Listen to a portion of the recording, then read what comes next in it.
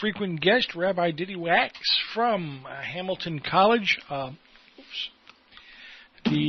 mispronounced it, the Shabbat. Chabad, yeah. Yes.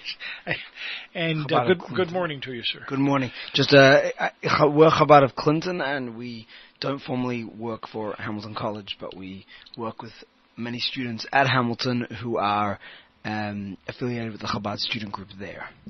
It's wonderful. It's good.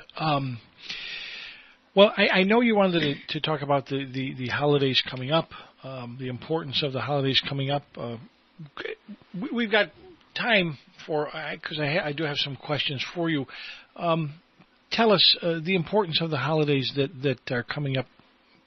Okay, so it's funny because I know what we want to talk about, obviously current affairs, but it's we believe everything's by divine providence and God runs this world, and it's kind of fascinating that the announcement yesterday comes at this time when Chanukah is really, for those who don't know, is really the word Chanukah means dedication or inauguration, and it's the rededication of the temple in Jerusalem after it was defiled by the Assyrian Greeks at the time.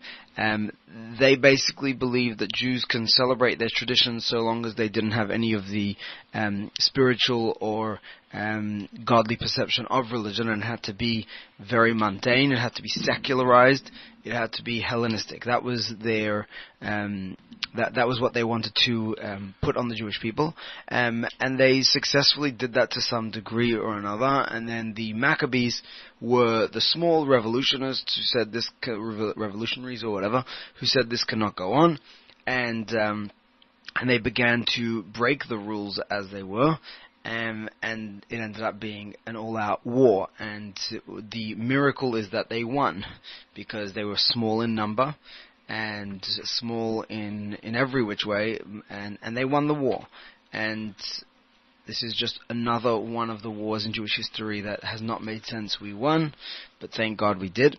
And then when the Jews came back to the temple to rededicate it, they realized there was no oil that was pure to be able to use in the temple, and that was a problem, because even though they found oil, it needed to be with the seal of the high priest, and they didn't. The Assyrian Greeks had defiled all of them on purpose to tell the Jews, you can light your menorah, but don't think it's holy. And they ended up finding one, and then the story goes that they lit that. They lit the menorah with that one flask, which was only enough to last one day, and it ended up lasting 8 days. So that's the big part of the miracle that everyone knows about. But there is the war story as well, which was a great success beyond what people believed could happen. And in today's day, for modern Jewish people, the 6-Day War was very reminiscent of that, where people were certain that in 1967 that the Jews were going to be annihilated as per the demands and really the promises of the Arab world at the time, the Egyptians and others, and the Jews won, and it didn't really make sense until today. There are some people in I believe it's in West Point or something. There was a teacher there who said, we don't study the strategy of that war because we still can't explain it. So the Jews managed to win another war that didn't make any sense. So it celebrates both that, but today it's come to celebrate light over dark, and that's why when we light the menorah, my wife actually said something really nice yesterday when we had some students over. She said that the thing about light, when we say that you can fight darkness with light doesn't fight, it just bees, and just by its presence of being, it changes the situation around it by providing light. And so we sometimes need that voice of light, which will naturally eradicate and move away all the dark. And that was the spirit of that war over there. It was seen from the Jewish perspective as a spiritual and physical war at the same time. And so today, we light the menorahs as publicly as possible. It's one of the only holidays where publicity of the miracle and of the holiday is part of the actual observance. So that's why we light. Yes, that's why we light menorahs publicly. And this is not just because we're trying to compete with Christmas decorations, although that is something. But no, it's actually that is the mitzvah. And in older times, they would light the menorahs in the home. They would light them outside, actually. And it came a point where it was dangerous, unfortunately, in many places in the world, for a Jew to light a menorah outside, because then you identified yourself as a Jew, and that didn't go well for Jews in many different countries over the centuries. So they stopped doing that, but now many Jews light them by the window. We light ours inside the house, but we have another giant menorah, about 12 feet tall, standing outside our house, which is sort of just a symbol of that. And again, the point is to show how a little bit of light can light up the world, and we all have to try and emulate that and be a light in our surroundings, because it is a dark world. Now that I know the holiday is so important, and it got such a story behind it, do you think, and this just occurs now because of what you're explaining, I know that in politics, announcements like what come out yesterday didn't just happen yesterday morning. Somebody gets out of bed and says, this is what I'm going to do today. Do you think the announcement was made yesterday because of the timing with the big holiday coming up? Do you think that, if you think it does or doesn't, does it make the situation much worse than it's going to be? How big is an announcement is this to you over here versus over in Israel and with the Palestinians always throwing rocks and things?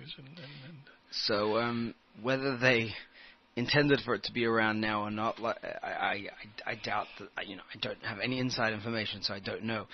But definitely, again, with divine providence, I believe that it isn't for nothing that it worked out to be now.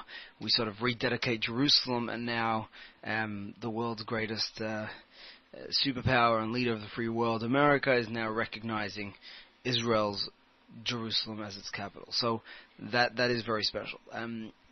That being said, there are. I won't get political. I'm not as much interested as I have in politics, and I do have opinions, but I strictly come here as a rabbi. But I will say that the announcement for a Jew on a non-political level is a great joy, and I as a Jew, I'm sure there are going to be many different opinions within the Jewish community, but in and of itself, if there wasn't any worry of an outcome of another type, if someone is pro-Israel, if someone does like the fact that there is a Jewish state, which unfortunately isn't so mainstream, but if one does recognize the Jewish people's right to have a country and that Israel is not a big calamity to the world and is a good place, then recognizing Jerusalem as its capital, which it has chosen as its capital, should be something very simple and shouldn't be controversial at all, which is why Congress did pass that many years ago, and every president since has signed a waiver, essentially not to push off the enacting of that formally, and really what President Trump did was not sign that waiver again and formally recognize Israel, and it has to be made known that this is a bipartisan issue, because almost, I don't want to say every, because I can't say that offhand, but most of the presidential candidates and who later became president did promise this on the campaign trail, that they would make Jerusalem, that they would recognize Jerusalem as the capital of Israel, and then when push came to shove, they said, you can't do it because of this thing and that thing. And so whether or not they had good reason for not doing it, the fact is they all promised it, and President Trump is just doing what he said he was going to do. And I don't think, in and of itself, it's not something crazy. So now, really, if one wants to see where the dissent comes from or why some people say no, again, if one recognizes Israel as a Jewish state and recognizes Israel as a good place, and the question was, should we recognize it? So the fact that Jerusalem is the capital is not really the question. The question is, should we formally recognize it? Could it be dangerous? So the reasons against it are really because it's going to cause havoc in that part of the region. There's always been problems in that part of the world. Why would this make it worse? I don't, and I hate to sound ignorant on something like this, but the capital. My understanding was there. I guess the Knesset is located there, and the Prime Minister's residence is there, and I mean it's for all the way we look at things, all of the workings of a government are already there. So what is the sound flippant about this, but what did it make any difference whether or not the president of this country happened to say, by the way, we're there anyway. When you go visit Israel, and you want to take a tour of the capital, that's where you go. I mean, you want to meet the prime minister, that's where you go. What is the big significance when it wasn't a surprise to anybody that this was going to happen? That's a good question, and I think you can ask it the other way. When people tell me, why did he have to do it? It's just going to cause problems, and it doesn't actually do anything. There's no actual substance to it because, like you said, the capital is the capital, whether or not the president. And my response to that is, if it really means nothing, then what's the problem that he said it? If it does mean something, then that seems. But there clearly is an issue because people are reacting crazily. But on the other hand, it's just a symbolic move, so who cares? The fact that it is arousing such reactions shows that it is something very significant, even though it was just an announcement. I mean, essentially, the embassy hasn't moved yet, and they probably haven't started the plans right now, although he did say that was going to begin straight away. But the announcement was just an announcement, and all of a sudden that elicits such a response. I think it's big because what America says is important, and I think to me it makes no sense that I can understand why many countries don't have the courage, and yeah, I think it's a lack of courage to make that. I'm talking about allies of Israel to make that announcement. But once President Trump made the announcement, I'm very surprised that some countries reacted negatively, because at the end of the day he was just calling out a truth that they know as well, and they just don't think it was politically wise to say it now. But once it's said, to now go against it, that's the danger over here. Most people who understand the situation know that it's the reality. So now comes the question is, if he made the announcement, whether or not I believe he should have, I have to realize that it is the reality, and I have to be okay with that. I can't then say, well, he shouldn't have said that. If I announce right now that the sky is blue and some crazy people somewhere decide that that's offensive and they demonstrate, I mean, that's essentially what it is, as simple as it sounds, but that's really what it is. He was stating a fact. That's really what was going on. Does this? You're an educator and well learned on this. I mean, really. Does this change anything over there other than somebody's going to sell a plot of land on which an embassy is going to be built and lots of people will have jobs? And Tel Aviv's going to move. Yeah, but Tel Aviv's losing those jobs. It's just like we're moving the embassy. Well, they're going to switch the consulate. Probably the consulate will be there. So it's okay. What is? I still don't have a grasp, and I've studied history for years. I don't have a grasp on why every breath you take annoys somebody over here, and everything that they do is, we knew what was going to happen, bottles and rioting, and I don't understand England's and France's and everybody's view, because this was not a surprise to anybody. Why in your heart does this kind of thing happen? I look at this and I say, on all of history, Israel doesn't get a break for anything. The country was created, here you go, and it's been misery since then. Right. You could move the country, it would be, I don't get it. What is the problem here with this? I have my own perception from studying Jewish history and always and having grown up in a Jewish environment and a Jewish community.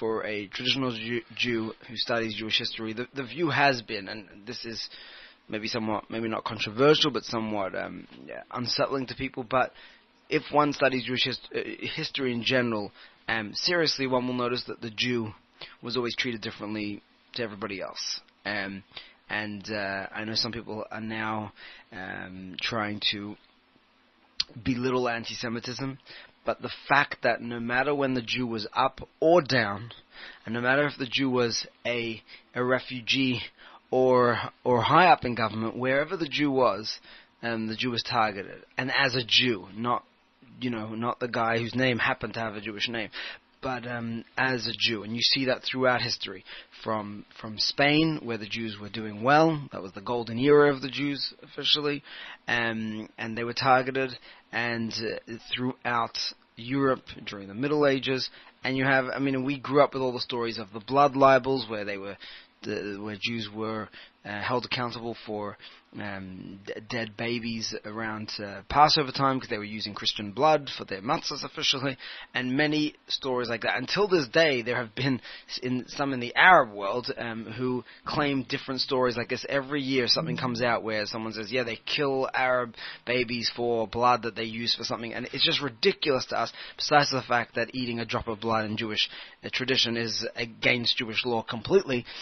It's a very offensive thing. So I think, and I truly believe this, and again, you can dismiss me as a crazy, but the focus on Israel, when one looks at everything else going around the world, does not make sense. Doesn't make sense at all. And the obsession from both the people who like Israel and don't like Israel, the obsession with the fact that it's such a central part of the conversation, is a fact, but is a phenomenon. That being said, it's a reality, and we have to deal with it. So, does this give your country some sort of boost now? It's not Mike. I'm American and originally Australian, the country, but it is the country I love. Yes, it is a country that you love and you study. From a perspective of the people being happy, this was something that was going to happen at some point. Is there something to capitalize on here, or does it give them? I don't know how it would make them more secure, because it just creates trouble. But what does this do for Israel as a country, or the people, more importantly? It's hard to know what's going to happen in the long term. It really is. And many people say, we don't know what will be in the long term, but it was worth the risk because we're not losing anything either. It sort of forces the Palestinian people, you can look at it from any way. It forces the leadership to realize that, Jerusalem, there was an article in Bloomberg today about this, it forces the Arab leaders to realize that Jerusalem is not, they're not going to take Jerusalem from the Jews. There might be, he didn't say that they can't have an East Jerusalem as a capital of a Palestinian state, so he really didn't negate any Palestinian rights to Jerusalem or to Israel in general. So, to say that he just took a side completely is a little bit willingly ignorant about the situation. But for what it means for the Jewish people, well, go back in history, and this is what's very interesting to me. When people said, and again, this is people who are pro-Israel and pro the fact that Jerusalem is the capital, and people who are shouting, occupied territory, even if you believe that there are occupied territories and that, and all of that, it's completely false, because we're talking about the areas in Jerusalem that are not disputed.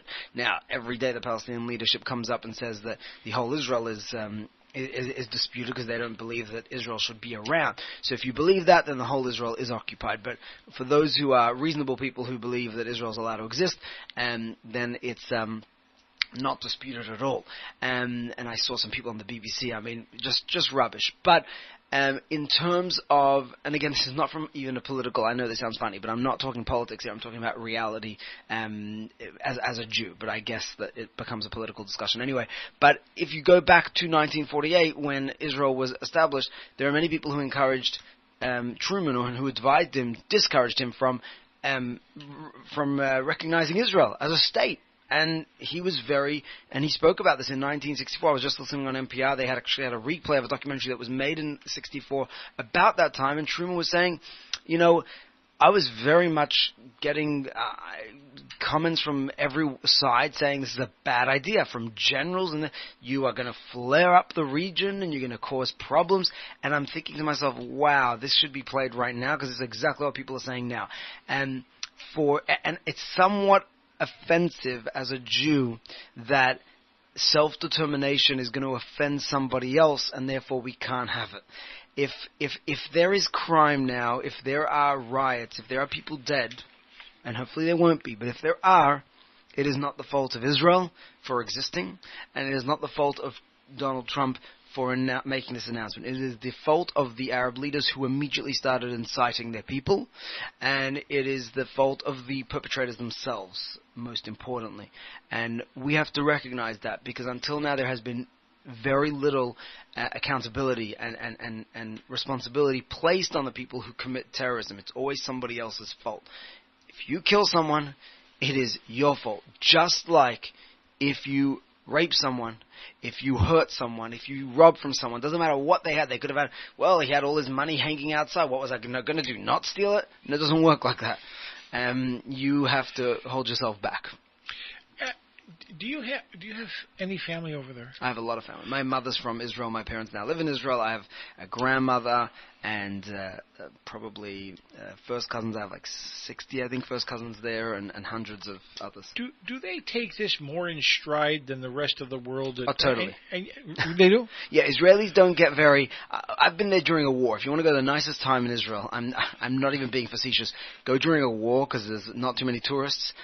We led a trip a few years ago, and the day before the trip, the war broke out in Gaza. In Gaza, this was a few years ago, and this was the first war that they were using the what's it called, the Iron Dome, very widespread, and we saw rockets in Jerusalem being taken out by the Iron Dome, which was unbelievable. But the Israelis are, people don't realize this. You go to Israel, and they are the most... for many of them, they don't even realize they're living in a war zone, because really, essentially, they're not. It is a very safe place. If you go and hang out on the border, that might not be such a good idea. But Israel has, against all odds, surrounded by nations who don't want it to exist.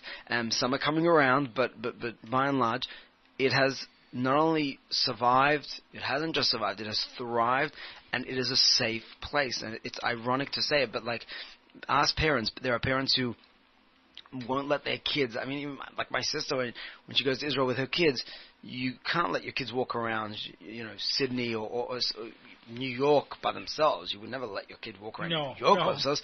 No. But in Israel, you let your kids walk around Jerusalem. What's the problem? I mean, we're not talking about 2-year-olds, but older kids. But you have no fear, because while you have fears perhaps of terrorist attacks and stuff like that, the regular one-on-one crime and kind of stuff, you don't have that. So they live a very wonderful life, actually, and that's why if you look at the happiness index that which I think it's the World Health Organization, one of those organizations, yes. Israel's always up there, like in the top 10, and it's so counterintuitive. Again, if you haven't been to Israel, if you've been to Israel, it's totally not counterintuitive, because despite the fact that they have there's many difficulties there. The economy is difficult for middle class. There isn't really a middle class anymore. There's many difficulties, but the people as a society, it's very strong, and they don't take a lot of this. All this talk. For them, it's reality. And so when you hear the Prime Minister, I was very disturbed by the Prime Minister of England, even. I was very surprised by her, because she's a friend of Israel. And, at the end of the day, the Jews look and the Israelis look, and they don't know what you're talking about. To them, Jerusalem is the place. It could very well be that a lot of these countries that came out hooting and hollering yesterday did so for some measure of what they view as inner self-protection, because they don't want to inflame anybody inside their country, because they don't have, as much as they want to say they have a grasp on things, you don't. There's too many people you got to watch in too many places, and now this just... if you don't say the right thing, people are going to think, aha. And that's what makes everything political. You try very hard to stay apolitical. And when you talk about something like this, so you're talking from a perspective of, but everything's got a politics attached to it nowadays. So, but I also think that what's fascinating about this whole discussion, the fact that we're even discussing this, reminds me that we are still discussing, and it's still on the table, whether Jews even have a right to live in Israel. As much as people say, no, that's a closed book, it's not, because even those countries that are defending Israel and Israel's allies, like Britain, the fact that they could come out against something like this. Again, I didn't expect them to make the pronouncement, but once the U.S. made the pronouncement, I would have expected them to, maybe quietly, maybe subtly, either not comment or be supportive to some extent. Shows that the Jewish people's right to Israel is still questioned. Because we're talking about West Jerusalem over here, not East Jerusalem. Explain to me. Okay, I heard that yesterday. Using Jerusalem as a place. When you say East and West, I'm thinking of Times Square now. There's just Times Square, or pick any center city. This is your capital, where the power of government sits. What the heck is East versus West Jerusalem? Well, in 1948, when they had the War of Independence, there was most parts of Jerusalem, especially those holy sites to Jews like the Western Wall, the whole old city, certain parts of it, and I'm not a geographist, I should know the geography better, but basically an entire part of the city on the Jordan side was basically kept in Jordanian hands, and so the Jews, Israel, did not have that part of Jerusalem. It was only in 1967 when Israel was attacked and, thank God, won the war, Israel recaptured the entire city. For Jews, that is celebrated. For Israelis, that is celebrated as Yom Yerushalayim, the Day of Jerusalem, where Jerusalem was reunited. And I have to be honest, that for many Israelis, even in a future peace plan, and even for many left-wing Israelis who want peace and are ready to give up lots of stuff for peace, giving up Jerusalem is not negotiable because of what it means. Israel today is accessible. Jerusalem is accessible to Christians, Muslims, Jews. You can go to all the holy sites, whatever you want. If we are all very well aware of what happens when the Arabs take over any holy site. Jews could not visit the Western Wall for decades. You have places like Hebron, Jews couldn't go to. So that's what we mean. But the part of Jerusalem that was always in Jewish hands, that should be, if you believe that Israel's allowed to exist, that should be not negotiable. That should be able to be. It's part of Jerusalem, but it's really the new Jerusalem. And the fact that that's being challenged shows that consciously or subconsciously, Israel's right to exist is still being challenged.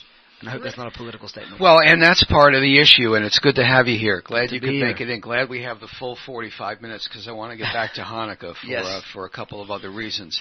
But everybody claims it. No matter who you talk to in the Middle East, or within reason anyway, they all lay claim to some degree to Jerusalem. And it's been that way forever. Really, and that's why it kicks up its heels. I'm sure you're familiar with all of that. But I want to ask you, I want to get back to Hanukkah and other traditions that are alive and well in the Jewish faith this time of year. Maybe you can explain a little bit about the Hanukkah, 8 days of Hanukkah, right? How that works in a family home, for example, what it means, what you do, and maybe some of the other traditions that people would expect if they were in a Jewish home this time of year.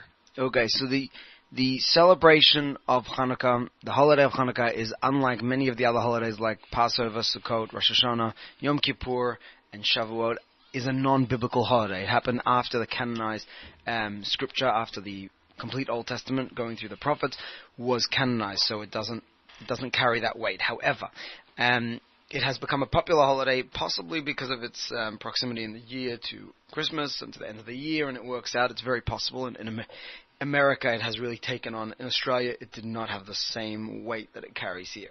You go into a store, they have all their Christmas stuff, and then all of a sudden some basically Christmas decorations that are in blue, so it becomes Jewish. I don't know. So that's literally what it looks like to me. Sometimes I'm like, I don't even know what this means. But so what happens in a Jewish home, we light the menorah basically every night at sunset or after sundown, and then the family sits around. You're meant to sit for at least about a half hour next to the menorah and be together. What's interesting is you're not actually allowed to use the light of the menorah, unlike the Shabbat candles that we light on a regular Friday, where the light is actually lit to use for its light. These candles are not for using the light. Like, you can't read by the candlelight. You have to you observe the light. It's more of an exhibit, because we're memorializing the miracle, but we don't use light. So we sit and observe sort of the lights and try to sort of hear their message, as it were, and recognize the miracles that we all have in our own life, how we many times only have enough oil, as it were, in our own lives or in our own body or spirits to do so much, and yet with God's help we are pushed through a little bit further than we're able to, and that's really the miracle. And the other point I will make is the other major message is Hanukkah. The miracle, according to our tradition, was that it lasted 8 days instead of 1 day, right? Which means, how many days was the miracle?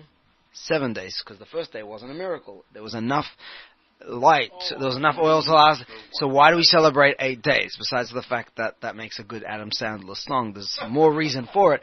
And one of the explanations that is really beautiful is that when something goes right, even when there is enough, that's a miracle too, because we plan a lot of things, and even when we plan and everything makes sense and everything's there, it still doesn't work out. So what we try to recognize is that you see the 7 days that made no sense are miraculous, as is the day that made sense, because at the end of the day, it's all out of our hands. And so there is that recognition that the natural, that the orderly are also somewhat supernatural. And so that's part of the recognition. And we live in a world that is difficult, that is dark. The Jewish mission has always been to light up the world and to bring just a sense of calm or a sense of healing, and we do that. And like I said before, that that light doesn't need to fight very much. It's not a combative way of fighting. It just bees, and by being light, by being a good person, by being there are certain people who walk through room, you say they light up the room, and just their presence makes everyone happy. That's unbelievable. They don't go around doing anything. It's just by who they are. And so that's what we try to emulate as well. And you brought up something earlier in the interview that I think is important, not only in this country, certainly in this country because that's where we are, but other countries around the world, is you can now display it. Mm-hmm. And you can light it, and you can put it in a window so people going by can see it. Wasn't always that way. No, it was. And you brought that up. There were times in history when you didn't display it. There's a photo that's gone around, and it's a photo of a windowsill with a menorah, and outside the window you see a Nazi flag hanging, and this was apparently taken in Nazi Germany. This image, I believe I've seen it before, and I believe it was a credible, real photo. But regardless, that point, that juxtaposition of light and darkness, has really been the reality for Jews for centuries, for millennia really. So today in America, where we can be proud, and I have actually a menorah on my car too. I have one that lights up, and you can see it right outside, and it's the goal of that is to, firstly, as one lady stopped me at the gas station the other day, and she says, "Wow, it's so nice to see some balance finally." And she wasn't Jewish. She told me she said she used to try to buy her son a dreidel to put inside the sock just so that he'd get some sense of something else. But that is part of the spreading the light and sharing it, and it is that time of year, and to be able to do that proudly without worrying. Unfortunately, very often I know from many of my colleagues at Chabad, where many of us put a big menorah outside our house, or outside the Chabad centers, and many of them do unfortunately get targeted and get broken, and thank God that's never happened to us, and I don't think it will. We live in a lovely community, but there are still individuals, not a society, there are still individuals who are intolerant, but what we do as a response is just light a bigger one. Right. The other thing I wanted to ask you, and you and I talked about it before, and there are more ways than one of spelling Hanukkah. Yes, we don't even try. Is there a reason for the different variations in spelling? I think that when you're translating a Hebrew word, especially because in Hebrew there are many different accents as well to read the same Hebrew. So although Chanukah is not one of those words, because the vowels that are used are pretty much consistent amongst the different ways of pronouncing Hebrew, nevertheless, the accent, the way you can enunciate the word in different ways, the stress of the word, that lends itself to potentially different ways of spelling, and also different people. I mean, if you read all the different spellings, they pretty much all say the same thing. The question is, are you going to use two N's or two? If you're an English expert, you will know if two N's and an A after the two N's makes it an A or an A. It's really an English question, not a Hebrew question. The word is Chanukah. Now you got to figure out how to spell that. You know what I'm saying? It's not it's not a Hebrew question. That's it. Yeah, that's exactly the same answer that my best friend in high school for 3 or 4 years was Jewish, and that's the same answer I got from a rabbi back then. That there was more, because I had mentioned, well, there are 2 ways to spell Hanukkah. He stopped me and says, there's a lot more than 2 ways to spell Hanukkah, depending on where you are in the world. And when people ask me how do you spell Hanukkah, I say it's Ches Nun Vav Kaf Hey. Now that I was going to ask you, what is the proper way to say it? Chanukah. Chanukah. Yeah, Hanukkah. Right. That's the way I have heard it. Yes. If you can't do the Chud, then Hanukkah is fine. Hanukkah. Yeah, I've heard it pronounced that way as well. Yeah. Yes. Anyway, it's great to have you. You are finish up with Rocco, but you're welcome back anytime. Bring a so student much. or two or three. Will. Talk it up if among any students the is group. listening, if they wake up early enough, I'll bring them. Because I follow you on Facebook, and I always see the photos of you and a group of students around you and everything that you celebrate. Always welcome. I think it's great for them to come in and be on the air and talk about their faith. They're students. Yes, talk about their faith. We've had a few before, and they were really excellent. Wonderful, and make it public and talk about whatever interests them. I think that would be a great interview. Anytime you're welcome. We will do it in the spring. Yeah, it would be wonderful. Yeah, excellent. I look forward. The question that I'm going to throw at you is only because I value the history of that you bring and the questions you can answer. The fact that Israel just doesn't ever seem to get respect or peace. There's always something that's taking somebody off. How do I don't know how to say your people. How do they keep everybody over there? Just keep such a happy-go-lucky spirit. I mean, it's a functioning country. It is a tourist destination. And lots of things come out of there that affect the rest of the world, sciences and all sorts of things.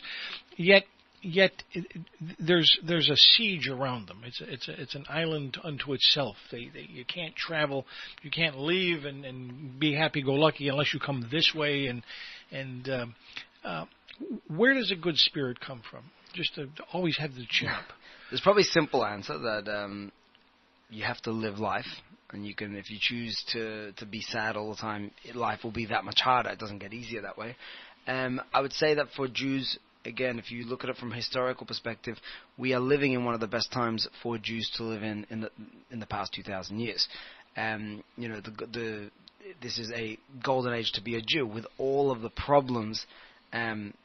The Jews live in Israel, and they are by and large safe. And as all the prime ministers always point out, Jews get to defend themselves now, which is something we couldn't do 70 years ago, we couldn't do 100 years ago, and we definitely couldn't do throughout the Middle Ages. So there is that spirit that finally the Jews are home. And I want to remind people that when people question, and very often this is thrown out by the detractors of Israel, that, who are these Jews? They're not the same Jews from 2,000 years. The fact that you have people who call themselves Jews, who've been around for 2,000 years in the diaspora from all over the world. You have to remember, these are not a bunch of European colonials who came to Israel. You have my ancestors on my mother's side who are from Yemen. You have all the Arab countries where there were Jews who were spat out by their Arab hosts after 2,000 years or 1,000 years, however long those communities were there for, when Israel became a state. And so you have Jews from all over the world who came and united and now have so much in common, despite their very differences. It's one of the most multicultural places in the world because of how many, Jews were in every single country almost. And so that itself reminds people on a daily basis, when you're in Israel, you realize this is not something that happened yesterday. This is a multi-generational, multi-century, multi-millennia, really, dream that has materialized. And you see it because you say, wow, I look like this, you look like that, I'm from Africa, you're from Europe, and we all have so much in common. That is crazy. It's not that we're all American, we're all Jews. The Jewish people, as much as America is a great country, America's been around for 300 years, and when you say, okay, I'm this and I'm that, but we're both American, I'm this and I'm that, but we're both Jewish, and that means that throughout thousands of years ago our ancestors connect. That's amazing, and that you feel that when you're in Israel, so that's very special. Rabbi, I want to thank you for coming in, truly, and happy Hanukkah. I can't put the other... You said it beautifully, and happy holidays to you. Absolutely. And you should only see light in your life, and so to all your listeners. I'm pretty upbeat. And I thank you for answering the questions and putting up with me when you're... It is difficult. It was easier to learn everybody else's history. Thank you very much. We're going to take a break and pay some bills. We'll be back after these messages.